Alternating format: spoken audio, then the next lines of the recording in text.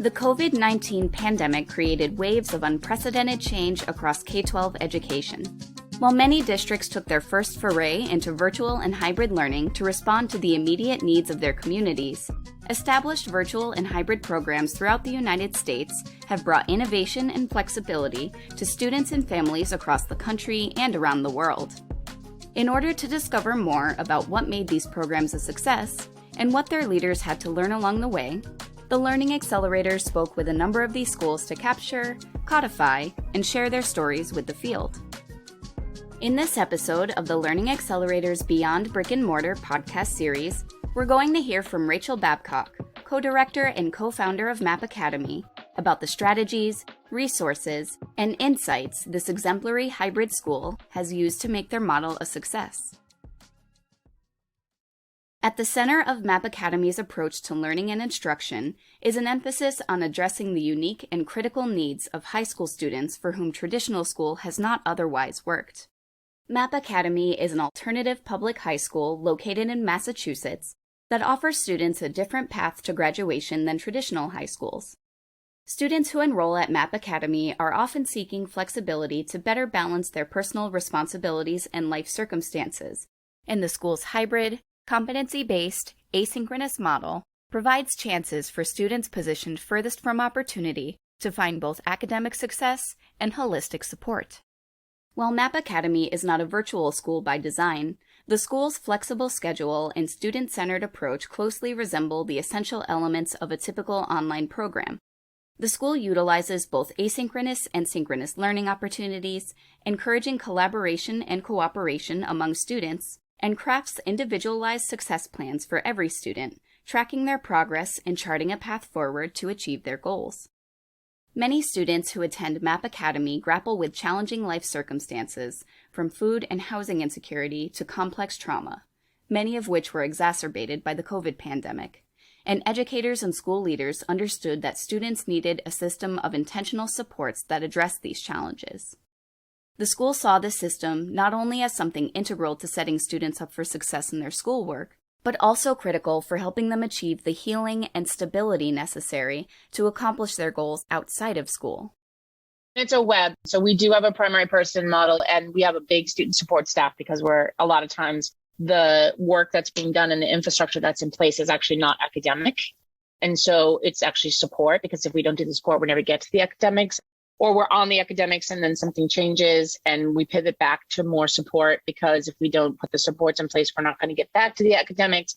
So that infrastructure of being asynchronous is actually both academic and wraparound.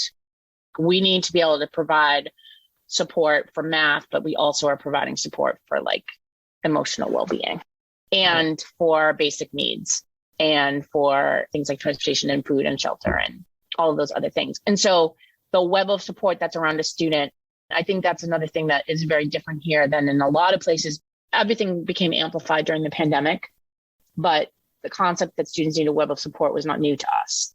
That's all of our students. They're housing insecure, they're food insecure, they're traumatized, they are struggling with all kinds of things, which then, like I said, got exacerbated by the pandemic.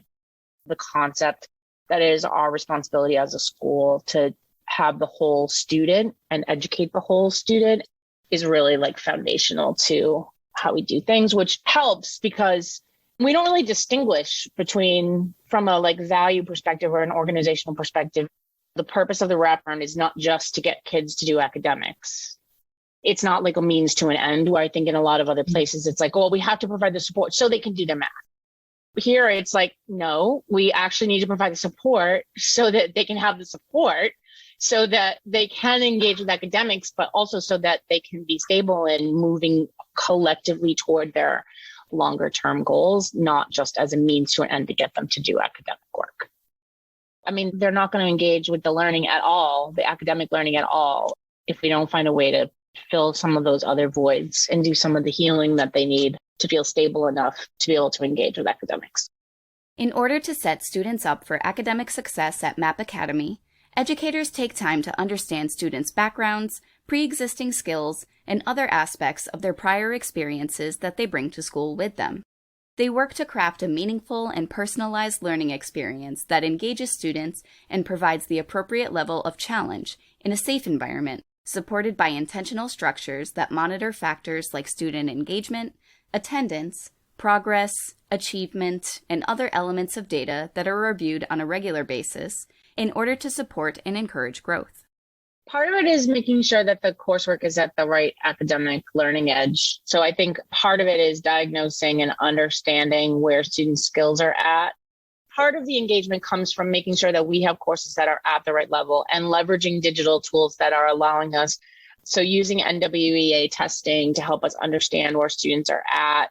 We've had a couple in math. We use Alex from McGraw-Hill, which is an adaptive math program. And we've recently started, and I think we're going to replace Alex with IXL because it has math and literacy. So like working on understanding where student skills are at so that we can get them in the right level of courses is one big piece of engagement, because they can't engage if it's not, then they're either going to be bored and think it's meaningless, or it's going to be way too hard and they're not going to be able to access it.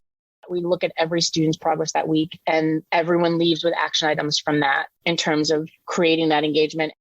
We've done a lot of work with our whole staff, specifically around Zaretta Hammond's work, but around warm demanding and around, yes, we care. And because we care, we're going to have these high academic expectations for you. And then we also have one of those rundowns on Friday mornings that's just our support team. And we run down for the students we haven't seen. So we do a rundown around like what's happening for our students that are at zero engagement or that it's beyond the capacity of the students to do. And then we also have a rundown of our potential graduates. Because everyone's on their own pathway, we needed to really build in structures that make sure that nothing's slipping off of the radar. One cornerstone of Map Academy's model is the school's career development program, which embeds career exploration and post-secondary planning into students' individualized learning plans. This practical program encourages students to explore their options and connect learning that happens in school to their lives beyond graduation. Students have opportunities to complete internships, dual enrollment programs, and career training as they progress toward graduation, linking the time they spend in school with a vision for their life after leaving Map Academy. Our students all make a robust post-secondary plan. So we have built modules in the tracker, and then we also, depending on the student, we also sort of teach them as seminars. We have a module where they make all of the kind of standard career stuff, make a resume, make a cover letter, talk about interviewing skills, talk about all those kind of things. And we have modules where they're looking at their post-secondary planning and they're looking at what are your goals after MAP. All of our students have a success plan, which is a co-created document with staff, starts at intake and goes all the way to graduation. Everybody that graduates from here has 2 career development credits based on that kind of experiential learning about what's out there and co-creating kind of their own plan. They all have a post-secondary plan and they all do a capstone that is the intersection of what their interests are and what their post-secondary plan is. And then before they graduate, they do that graduate presentation in which they share out all of that, their career pathways, their post-secondary plan, and their capstone. The differentiation of post-secondary planning and career development is also something that has become really starkly clear to us. What does it look like to do realistic post-secondary planning in an alternative school in which we want our students to have access to pathways that get them to whatever their next step is? And yet the barriers don't just go away when they get close to graduation. So there's just a lot of really nuanced work around the mental health, the substance abuse, the housing insecurity. We can't just wave a magic wand and make those things go away. We are improving students' academic capacity and academic skill, but then there's also things that are beyond our control and beyond the student's control in terms of an actionable post-secondary plan. And what does persistence look like? And what does post-secondary support look like? It's complicated. Because it can't be just a blind, you're ready. Your acupuncturist says you can go to this school and study this thing, because they can't. The vast majority of times it doesn't work out like that. We got to make sure they have the skills so that at whatever point they engage in whatever way that they can persist when their lives allow them to do so. As the world reeled from the COVID pandemic, more students and families sought out high-quality virtual and hybrid education than ever before. Even as brick-and-mortar schools have opened their doors once again, Virtual and hybrid learning has underscored its role in K-12 education, opening up new opportunities for students to experience the high-quality education they deserve. Map Academy's flexibility and holistic, student-centered approach toward learning makes it a standout among hybrid programs.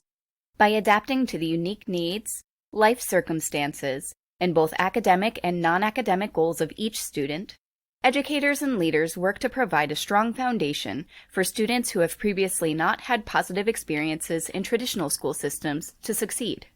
Their model weaves together collaborative and cooperative learning, student data, support structures, and crucial programs that help them develop their postsecondary and career readiness in order to attend to myriad aspects of their students' learning experiences. Thank you for listening to this episode of the Learning Accelerator's Beyond Brick and Mortar podcast series. For more resources and stories from real-world practitioners and leaders, explore other episodes in our Stories of Learning podcast.